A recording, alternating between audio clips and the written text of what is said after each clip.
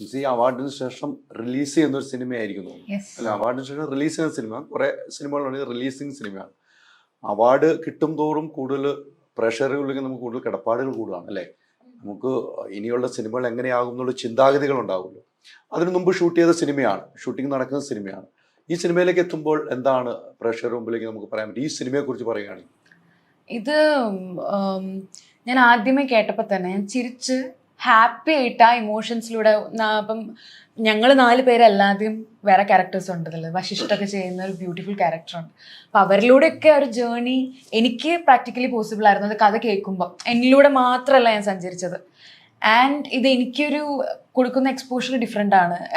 Look wise ആണെങ്കിലും character wise ആണെങ്കിലും കൊടുക്കുന്ന എക്സ്പോഷർ ഡിഫറെൻ്റ് ആണ്. അപ്പം എല്ലാം കൂടി നോക്കിയിട്ടാണ് ഞാൻ ഈ മൂവിക്ക് ഒരു യെസ് പറയുന്നത്.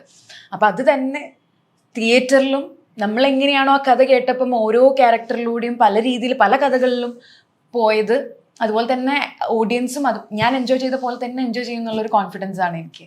So that's how Marivil Gopurangal happen to me. അല്ലെ, ഈ മാരിവിൽ ഗോപുരത്തിലേക്ക് ഒന്ന് തിരിച്ചെത്തുമ്പോൾ ഈ സിനിമയുടെ പേര് തന്നെ നമുക്ക് വലിയ രീതിയിൽ പ്രതീക്ഷ. ഗോപുരം എന്ന് പറയുമ്പോൾ തന്നെ നമുക്ക് പ്രതീക്ഷ കൂടുതലാണ്. ഗോപുരങ്ങളാണ് ഇപ്പൊ ചർച്ച എല്ലാ സ്ഥലത്തും നടന്നുകൊണ്ടിരിക്കുന്നത്. അപ്പൊ ഗോപുരം എന്ന് പറയുമ്പോൾ നമുക്ക് ഒരു പ്രതീക്ഷ നൽകുന്ന ഒരു കൂടാരമാണ് എന്ന് നമ്മൾ പറയാം. അതാണ് ഒരു ഫാമിലി എന്റർടൈൻമെന്റ് എന്ന് പറയുന്നതിന് ആ ഗോപുരമാണ് നമുക്ക് ഏറ്റവും കൂടുതൽ ആളുകളിലേക്ക് എത്തിക്കുന്നത്. ഈ സിനിമയിലേക്ക് വരുമ്പോൾ ഫാമിലി, ഇവരിപ്പം ജ്യേഷ്ഠനും 2 മരുമക്കൾ, അങ്ങനെയാണ് ഒരു കാമുകിയും ഒരു മരുമോളും എന്ന നിലയിലേക്കാണ് ഈ സിനിമ പോകുന്നതെന്നാണ് ഇന്ദ്രനേട്ടൻ പറഞ്ഞതെന്ന് എനിക്ക് മനസ്സിലായത്. ഇത്തരം ഒരു ഫാമിലി സബ്ജക്റ്റിൽ നമുക്ക് ഈ സിനിമ കണ്ടപ്പോൾ നമ്മുടെ അടുത്തൊരു ഫാമിലി ഉണ്ടായിരുന്നു, അല്ലെങ്കിൽ നമുക്ക് അറിയാവുന്ന ഒരു കുടുംബം ഇങ്ങനെയായിരുന്നു, നമുക്ക് പ്രേക്ഷകർക്ക് മനസ്സിൽ തട്ടുന്ന ഒരു ഫീൽ ഉണ്ടാവും സിനിമ കഴിയുമ്പോൾ?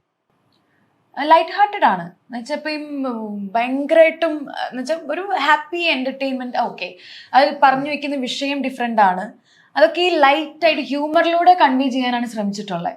സോ അതൊരു കണ്ടിറങ്ങുന്ന പ്രേക്ഷകർക്ക് ഇറ്റ്സ് എ നൈസ് മൂവി എന്ന് തോന്നുന്ന രീതിയിലുള്ള ഒരു മൂവി ആയിരിക്കും. അത്തരം ഒരു മൂവി ആയിരിക്കും. യെസ്. അവാർഡ് കിട്ടിക്കഴിഞ്ഞപ്പോൾ എന്തായിരുന്നു ഈ സിനിമയുടെ ലൊക്കേഷനിലൊക്കെ ഉണ്ടായ ഒരു അനുഭവം? ഞാൻ ഡബ് ചെയ്യാൻ വീണ്ടും പോയിരുന്നു. അവാർഡ് കിട്ടിയതിന്റെ 2 ദിവസം കഴിഞ്ഞപ്പോൾ ഡബിങ്ങിൽ കയറി. സെലിബ്രേഷൻ തന്നെയായിരുന്നു, ജസ്റ്റ് ലൈക്ക് ആ മൂവി ഒരു സെലിബ്രേഷൻ തന്നെയായിരുന്നു. സെലിബ്രേഷൻ തീർന്നിട്ടില്ല എന്ന് എനിക്ക് തോന്നുന്നു. പല സ്ഥലത്തും പല പ്രോഗ്രാംസ് ഇപ്പോഴാണ് സെലിബ്രേഷൻ ഏറ്റവും കൂടി നിൽക്കുന്നത്. സിനിമ ഇറങ്ങാൻ പോകും, സിനിമ ഇറങ്ങാൻ പോകും. മാരിവിൽ എന്ന് പറയുന്നത്, മാരിവില്ലൻ ഗോപുരങ്ങൾ എന്ന് പറയുന്നത് ഒരു റെയിൻബോയുടെ കളേഴ്സ് പോലെയാണ്. ഒരു ഫാമിലിയിലുള്ള 4 പേര് 4 വ്യക്തികളാണ്, 4 ഡിഫറെന്റ് ക്യാരക്ടേഴ്സ് ആണ്. ഇവർ 4 പേരും ഒരുമിച്ച് എങ്ങനെ മുന്നോട്ട് പോകുന്നു. ടീച്ചറിൽ പറയുന്നത് ഒരുത്തന് കല്യാണം കഴിക്കാനുള്ള കുട്ടി വേണം, ഒരുത്തന് കല്യാണം കഴിച്ചിട്ട് കുട്ടി വേണം. ആ ടീച്ചർ പല ചിന്താഗതികളുള്ള 4 പേരാണ്. അല്ല, അത് ആ ചിന്താഗതി ലോകത്തെല്ലാവർക്കും അങ്ങനെ ഉണ്ടെങ്കിലും ഇപ്പൊ നമ്മളൊരു ഫാമിലി എടുത്ത് നോക്കിയാൽ തന്നെ ഇപ്പോൾ നമ്മളെ പോലെ ആയിരിക്കില്ല നമ്മുടെ വൈഫ്, അല്ലെങ്കിൽ ഹസ്ബൻഡ് ആൻഡ് വൈഫിനെ പോലെ ആയിരിക്കില്ല കുട്ടികൾ. എല്ലാവരും 4 ഡിഫറെന്റ് ക്യാരക്ടേഴ്സ് ആണ്. അപ്പൊ അവർ ഒരുമിച്ച് എങ്ങനെ അവരുടെ പ്രശ്നങ്ങൾ തരണം ചെയ്ത് മുന്നോട്ട് പോകുന്നു എന്ന് ഡിപ്പെൻഡ് ചെയ്തിരിക്കും ഒരു ഹാപ്പി ഫാമിലി ലൈഫ് എന്ന് പറയുന്നത്. അത് തന്നെയാണ് ഈ സിനിമ റിഫ്ലക്ട് പറഞ്ഞു വെക്കുന്നത് അല്ലെ. എന്തുണ്ട് വിശേഷം? നമ്മൾ കുറച്ച് ഇവിടെയൊക്കെ ഉണ്ടായിരുന്നു എന്ന് പറയുമ്പോഴും എവിടെയായിരുന്നു എന്നുള്ള ചോദ്യത്തിൽ പ്രസക്തിയില്ല. അങ്ങനെയൊക്കെ ചോദിച്ചു കഴിഞ്ഞാൽ നിനക്കറിഞ്ഞോളൂ, ഞാൻ പറഞ്ഞു പറയുന്നവരായിരിക്കും. ഇവിടെയൊക്കെ തന്നെ ഉണ്ട്. പരിപാടിയൊക്കെ ആയിട്ട് ഇങ്ങനെ പോകും. എങ്ങനെയുണ്ട്? നന്നായി പോകുന്നു. ഇതേമാതിരി വില്ലൻ ഗോപുരങ്ങൾ ഭയങ്കര ഹോപ്പ്ഫുൾ ആണ്, ഭയങ്കര എക്സൈറ്റഡ് ആണ് ഈ സിനിമ ഇറങ്ങുന്നതിൽ. ഞാൻ ഒരു ഷെഫായിട്ടുള്ള ഒരു ക്യാരക്ടറാണ് ചെയ്യുന്നത്. അത് മാത്രമല്ല, ഈ ക്യാരക്ടറിനൊരു സോൾ ഉണ്ട്. ഒരു പല സ്ഥലത്തും പറയാത്ത കുറെ കാര്യങ്ങൾ ഈ ക്യാരക്ടറിന്റെ ഇതിൽ കാണിക്കുന്നു. And I think it is important. ഇപ്പം നേരത്തെ വിൻസി പറഞ്ഞ പോലെ തന്നെ കുറെ കാര്യങ്ങൾ പറഞ്ഞു പോകുന്നുണ്ട് സിനിമയിൽ. അത് ഭയങ്കര ഹ്യൂമറസ് ആയിട്ടാണ് കാണിച്ചു പോകുന്നതും പലതും. അപ്പം മൊത്തത്തിൽ എല്ലാവർക്കും ഇഷ്ടപ്പെടുന്ന രീതിയിലാണ് ഈ സിനിമ വന്നിരിക്കുന്നത്. പേഴ്സണലി എനിക്ക് വർക്ക് ചെയ്തിട്ട് ഞാൻ ഓണസ്റ്റ്ലി ഭയങ്കര എക്സൈറ്റഡ് ആണ് ഈ സിനിമ. അപ്പം ഇതാണ് എന്റെ വിശേഷം. ഇപ്പോഴത്തെ വിശേഷം ഇതാണ്.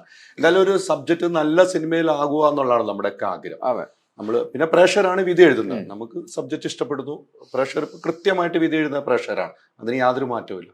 നമുക്ക് ഇഷ്ടപ്പെടുന്നു, നമ്മൾ സബ്ജക്ട് ചെയ്തു. ഇപ്പൊ നമ്മൾ എക്സാം എഴുതി വെച്ചിരിക്കുകയാണ്, ഇനി മാർക്ക് ഇടുന്ന പ്രേക്ഷകരാണ്. ആ ഒരു വിശ്വാസത്തിനാണ് നമ്മൾ ഈ സിനിമ പ്രേക്ഷകർ മുമ്പിലേക്ക് വെക്കുന്നത്. ഞങ്ങൾ നന്നായി പഠിച്ചിട്ട് എഴുതിയതാ. അതെ, നന്നായി പഠിച്ചിട്ട് ഇനി പ്രേക്ഷകർ മാർക്ക്, നമ്മൾ മാർക്ക് ഇട്ടിട്ടുണ്ട്. വേറെ വിശേഷങ്ങളൊക്കെ കുപ്പികളൊക്കെ ആണല്ലോ ഇന്ന് ഈ സിനിമയ്ക്ക്. കുപ്പിവള സിനിമയിൽ കുപ്പികൾ ഇട്ടിട്ടില്ല, അതുകൊണ്ട് ഇതിലിട്ടാണോ? അല്ല, എനിക്ക് ഇന്ന് രാവിലെ എണീറ്റപ്പോ ഇത് സോഫ്റ്റ് ആയിട്ട് എന്നിട്ടപ്പോ ഒന്ന് കുപ്പികൾ. എന്തായാലും ഈ സിനിമയുടെ ട്രെയിലറും പാട്ടുകളൊക്കെ കണ്ടിരുന്നു. നല്ലൊരു കഥാപാത്രമായിട്ട് തന്നെ നമുക്ക് തോന്നി. എങ്ങനെ ഉണ്ടായിരുന്നു ഈ രണ്ടുപേരിൽ നിന്നും ഒരു വ്യത്യസ്തമായി ഈ രണ്ടുപേർക്കുണ്ടായിരുന്ന പ്ലസും മൈനസും പറയുവാണെങ്കിൽ ഈ രണ്ട് കഥാപാത്രങ്ങൾക്ക് ഇവർക്കോ ആ. സിനിമയിലോ സിനിമയിൽ പ്ലസും മൈനസ് ആയിട്ടൊന്നുമില്ല. ഇത് എല്ലാവർക്കും റിലേറ്റ് ചെയ്യാൻ പറ്റുന്ന 4 ക്യാരക്ടേഴ്സ് ആണ്. അപ്പോൾ എല്ലാവരുടെയും ക്യാരക്ടർ കാണുമ്പോൾ ഐ മീൻ നമ്മൾ എല്ലാവരിലും ചേട്ടനിലും എന്നിലും പ്ലസ് അങ്ങനത്തെ പ്ലസും മൈനസുകളും ഉണ്ടാവുമല്ലോ. അപ്പോൾ റിലേറ്റ് ചെയ്യാൻ പറ്റുന്ന 4 ക്യാരക്ടേഴ്സ്. അപ്പോൾ ഇൻഡിവിജ്വൽ ആയിട്ട് പ്ലസും മൈനസും എടുത്ത് പറയണമെന്നുണ്ടെങ്കിൽ അത് സിനിമ കണ്ടിട്ട് തീരുമാനിക്കാൻ ഐ മീൻ അതല്ല അതിന്റെ ഒരു രസം. പിന്നെ തീർച്ചയായിട്ടും സംവിധായകനെ കുറിച്ച് പറയുമ്പോൾ സംവിധായകൻ നമുക്ക് അറിയാവുന്ന പോലെ സിനിമകളിലൊക്കെ വന്നുപോയി ഒരു സംവിധായകൻ ഇദ്ദേഹത്തിന് ഈ സബ്ജക്ട് നിങ്ങളുടെ മുമ്പിൽ കൊണ്ട് അവതരിപ്പിക്കുമ്പോൾ ചിലവർ അവതരിപ്പിക്കാൻ മിടുക്കരായിരിക്കും സ്ക്രിപ്റ്റ്, അതുപോലെ സിനിമയിൽ ഫലിപ്പിക്കണമെന്നില്ല. അതേക്കുറിച്ച് പറയുമ്പോൾ സംവിധായകനെ കുറിച്ച് എന്താണ് പറയുക? അരുണിന്റെ നറേഷൻ അടിപൊളിയായിരുന്നു. അരുണും പ്രമോദും ആയിരുന്നു വന്ന് സിനിമ നറേറ്റ് ചെയ്തത്. അപ്പോൾ ഒരു ഡയറക്ടർ അല്ലെങ്കിൽ റൈറ്റർ സിനിമ നറേറ്റ് ചെയ്യുമ്പോൾ അതിൽ അവർക്കുള്ള ഒരു കൺവിക്ഷൻ നമ്മളിലേക്ക് ട്രാൻസ്ലേറ്റ് ചെയ്യണമെന്നുണ്ടെങ്കിൽ അതാണ് എനിക്ക് ഒരു എക്സൈറ്റ്മെന്റ് തരുന്ന സംഭവം. And Arun is an excited person. എല്ലാ ഈ ചെറിയ കാര്യമാണെങ്കിലും ഡിസ്കസ് ചെയ്യുമ്പോഴും അതിൽ അരുണിൻ്റെതായിട്ടുള്ള ഒരു എക്സൈറ്റ്മെന്റ് ഐ മീൻ നമുക്ക് എക്സൈറ്റ്മെന്റ് ഉണ്ടെങ്കിൽ അത് അരുണിലും ട്രാൻസ്ലേറ്റ് ചെയ്യണമെന്ന് കാണാൻ പറ്റും. ആൻഡ് അത് സെറ്റിലും അങ്ങനെ തന്നെയായിരുന്നു. ആൻഡ് എന്തെങ്കിലും ഒരു ഡൗട്ട്സോ അല്ലെങ്കിൽ സജഷൻസോ എന്തെങ്കിലും ഉണ്ടായിരുന്നു എന്നുണ്ടെങ്കിൽ അതിൻ്റെ മുന്നിൽ പോയി പ്രസൻറ്റ് ചെയ്യാൻ നമുക്ക് ആർക്കും ഒരു ചമ്മലും വേണ്ട, ഒരു പേടിയും വേണ്ട, ഒന്നും വേണ്ട. ലൈക്ക് ദ ഹോൾ സെറ്റ് ഈ ടീസറും പാട്ടുകളൊക്കെ ഐ മീൻ കാണുമ്പോൾ നമുക്ക് കിട്ടുന്ന ഒരു ഫീൽ ഉണ്ടല്ലോ, ഒരു സെറ്റും അങ്ങനെ തന്നെയായിരുന്നു. അരുൺ ബേസിക്കലി ഒരു ആർട്ടിസ്റ്റാണ്, നന്നായിട്ട് വരയ്ക്കും. അപ്പോൾ ആ ഒരു എസ്തറ്റിക് അരുണിൻ്റെ ഓരോ ഫ്രെയിംസിലുണ്ട്. ഇപ്പോൾ ലൂക്ക് കണ്ടാലും നമുക്കറിയാം, ലൂക്കയിൽ ഓരോ ഫ്രെയിമിനും ഒരു ഡിസൈൻ ഉണ്ട്, ഒരു ഭംഗിയുണ്ട്. അതിൻ്റെ ഓരോ ആർട്ട് വർക്കും അതിൻ്റെ ബാക്ക്ഗ്രൗണ്ടും അതിൻ്റെ സെറ്റിങ്ങിനും ഒക്കെ ഒരു ഡിസൈൻ ഉണ്ടാവും. അപ്പോൾ ആ ഒരു ഡിസൈൻ, അങ്ങനെ ഒരു എസ്തറ്റിക് ഡിസൈൻ ഈ സിനിമയ്ക്കുണ്ട്. അതാണ് ആ ഒരു സോങ്സ് കണ്ടവർക്കറിയാം, ഓരോ വിഷ്വൽസിന് ഒരു ഭംഗിയുണ്ട്. അപ്പോൾ ആ ഓരോ ഫ്രെയിമും ഡിസൈഡ് ചെയ്ത് അങ്ങനെ തന്നെ വെച്ച് അതിനകത്ത് കൊണ്ടുവരുന്ന ഓരോ പ്രോപ്സും മൈക്രോ മാനേജ് ചെയ്ത് വെച്ച് അങ്ങനെ അത്രയും ഡീറ്റെയിലിങ്ങിൽ സിനിമ കാണുന്ന ഒരാളാണ് അരുൺ. അപ്പോൾ അതിൻ്റെതായ ഒരു എസ്തറ്റിക് ഭംഗിയും ഈ സിനിമയ്ക്ക് ഉണ്ടാവും എന്ന് ഞാൻ വിശ്വസിക്കുന്നു. ഈ സബ്ജക്റ്റിലേക്ക് വരുമ്പം നിങ്ങളുടെ ചേട്ടൻ അനിയന്മാരായി ഫാമിലി ജീവിക്കുന്നു, 2 പേരവിടെ ഉണ്ട്. നമ്മൾ ഈ സബ്ജക്റ്റിലേക്ക് വരുമ്പോൾ നേരത്തെ പറഞ്ഞതുകൊണ്ടാണ് ഞാൻ ചോദിക്കുന്നത്. പലരും പല രീതിക്കായിരിക്കും കുടുംബത്തിൽ.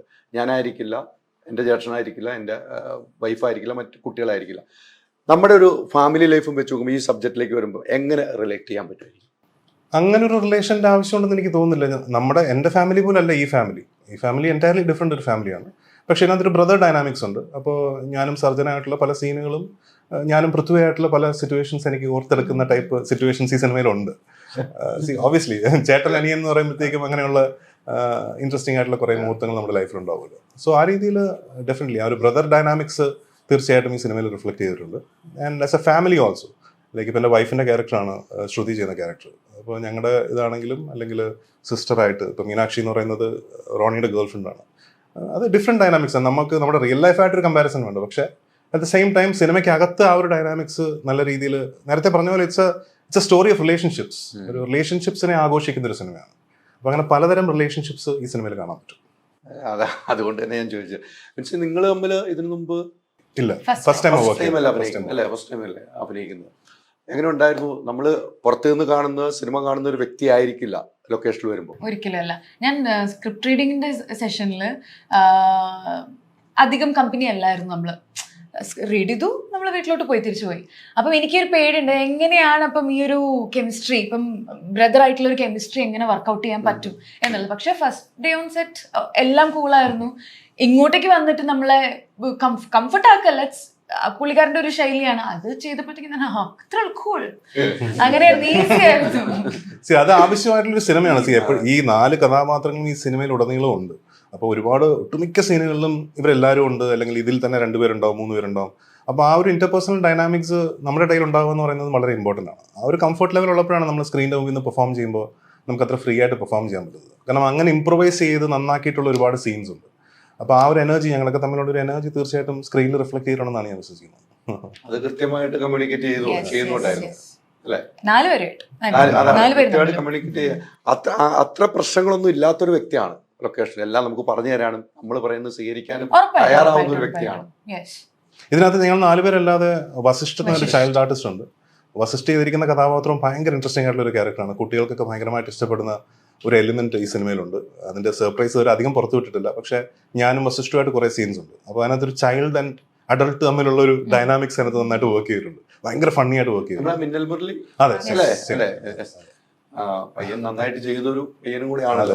അതും നല്ല രീതിക്ക് വർക്ക്ഔട്ട് ചെയ്തു. നന്നായിട്ട് വർക്കൗട്ട് ആയി. ഇതിലൊരു മെയിൻ ലീഡ് തന്നെയാണ്. അതെ അതെ അതെ അല്ലേ? ഞങ്ങളോടൊപ്പം തന്നെ പ്രധാനപ്പെട്ട ഒരു Yes. പ്രധാനപ്പെട്ട വസിഷ്ഠ. ഇപ്പൊ പറഞ്ഞ പോലെ ഇവര് തമ്മിൽ ജസ്റ്റിന്റെ ഒരു കോംബോ പറഞ്ഞിരുന്നല്ലോ, ഇത് സിനിമയിലും ഉണ്ടായിരുന്നു എന്നാണ് പറയുന്നത്. അങ്ങനെ എന്തെങ്കിലും ഫീൽ ചെയ്തോ? എനിക്കും ഇതുപോലെ ഒരു ബ്രദർ ഉണ്ട്. എന്റെ സ്വന്തം ബ്രദർ, എന്റെ അങ്കിളാണ്. പക്ഷെ ഞങ്ങൾ ലൈക്ക് ബെസ്റ്റ് ഫ്രണ്ട്സ്. എനിക്ക് ഇന്ദ്രന്റെ അടുത്ത് ഈ ക്യാരക്ടറിൽ പരിപാടികൾ ചെയ്യുമ്പോൾ എനിക്ക് ഈ സെയിം പരിപാടിയാണ് തോന്നിയിട്ടുള്ളത്. ഞാൻ പറഞ്ഞിട്ടുണ്ട് ഒരു പ്രാവശ്യം ഫോട്ടോ എന്റെ ഷിൻഡോ ചേട്ടൻ ഇതാണെന്ന് പറഞ്ഞിട്ടുള്ള ഇച്ഛ എന്ന് പറഞ്ഞിട്ടുണ്ട്. ഇച്ഛ എന്നാണ് ഞാൻ പടത്തിൽ വിളിക്കുന്നത്. അപ്പം എനിക്കും ഭയങ്കര റിലേറ്റബിൾ ആയിട്ടുള്ള ഒരു ക്യാരക്ടർ ആയിരുന്നു. ആൻഡ് ഓൾസോ എനിക്കും ഫസ്റ്റ് ഡേ വന്നപ്പം വിൻസി പറഞ്ഞ പോലെ അങ്ങനെ കമ്പനി അല്ലായിരുന്നു. സ്പെഷ്യലി എനിക്ക് അങ്ങോട്ട് പോയിട്ട് സംസാരിക്കാൻ സീനിയർ ആയതുകൊണ്ടും അതൊക്കെ മനസ്സിലുള്ളതുകൊണ്ട് തന്നെ എനിക്ക് അങ്ങോട്ട് പോയി സംസാരിക്കാനോ അല്ലെങ്കിൽ ഭയങ്കര ഇൻഹിബിഷൻ ഉണ്ടായിരുന്നു. But I think he has made more efforts to make me comfortable. ഞങ്ങള് പിന്നെ ഭയങ്കര ചെല്ലായി എല്ലാവരും. ഒരു ദിവസം കഴിഞ്ഞപ്പോ എല്ലാം സെറ്റായി. ആ ഫോട്ടോഷൂട്ട് കഴിഞ്ഞു. അല്ല, ഇന്ദ്രജിത്ത് എന്ന് പറയുമ്പോൾ നമ്മളൊരു സീനിയർ ആർട്ടിസ്റ്റ്, നമുക്കറിയാവുന്ന ഒരു സീനിയർ ആർട്ടിസ്റ്റ്, നമുക്ക് ആ ഒരു അകൽച്ചയാണ് ആദ്യം നമുക്ക് ഉണ്ടാവുന്നത്. അടുത്ത് ചെയ്യുമ്പോ ഈ പറഞ്ഞ പോലെ ഒറ്റ ദിവസം ഒന്ന് അടുക്കാനുള്ള ടൈം അല്ല, അതല്ലേ എല്ലാവർക്കും ഉണ്ടായുള്ളൂ. ഞാന് ജനഗണമന വർക്ക് ചെയ്തപ്പോഴത്തേക്കിനും പൃഥ്വിരാജ് ചേട്ടൻ ഞങ്ങള് മിണ്ടിയിട്ടേ ഇല്ല. പുള്ളി വരും, വായിക്കും, പോവും. എനിക്ക് കോമ്പിനേഷൻസ് ഇല്ല. ആ കോർട്ട് റൂമിൽ അവിടെ ഇരിക്കും. അപ്പം ചേട്ടനാണല്ലോ അതൊക്കെ പ്രതീക്ഷിച്ച എന്നുള്ളതായിരുന്നു. അപ്പൊ എങ്ങനെ ബ്രേക്ക് ചെയ്യും എന്നുള്ളതായിരുന്നു. അത് ഈസി ആയിട്ടുള്ളൂ. അങ്ങനെയാണ്. അല്ല, അന്ന് പ്രത്യേക അതിന്റെ ഒരു തിരക്കിലായിരിക്കും. യെസ്, അതെ. പിന്നെ പുള്ളി കൈകാര്യം ചെയ്യുന്ന വെരി സീരിയസ് ഇതല്ലേ വരിക, അതായത് ഫോക്കസ് ചെയ്യുക, പോവുക, ഈ ഒരു പ്രിപ്പറേഷൻ ആണ്.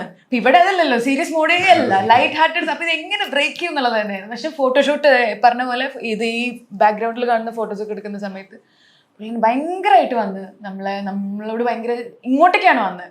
എന്നുവെച്ചാൽ ഇങ്ങോട്ടേക്ക് വന്ന ആ ഒരു വൈബ് വന്നു. പിന്നെ സെറ്റായി. പിന്നെ ഫസ്റ്റ് എല്ലാം സെറ്റായിരുന്നു.